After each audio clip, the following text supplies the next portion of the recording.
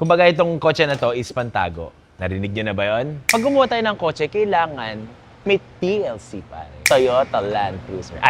Tender Loving Care.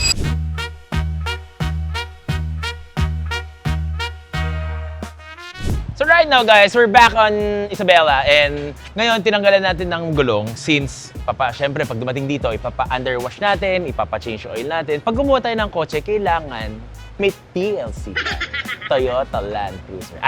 Tender Loving Care. Since di naman ito lalabas at lalayo ng lugar, yung mga singit-singit na ganyan, may mga libag-libag, kailangan natin linisin.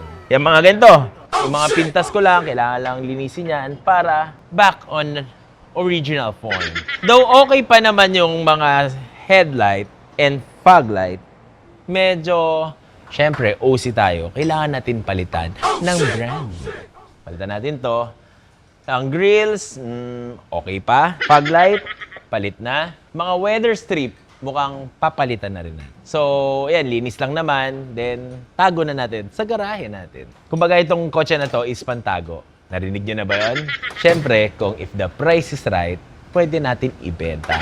Pero kapag hanggat hindi tayo kinilig sa mga presyo, matulog lang muna yan sa garahe natin. So guys, by the way, nagpa-giveaway tayo nung nakaraan sa mga solid followers natin, sa mga nagla-like, share, and nagko-comment sa mga contents natin.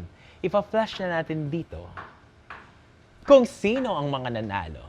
So, lagi kayong manonood. Merong magme-message sa inyo at kukunin ang details nyo para ma-send na sa inyo ang mga t-shirt nyo.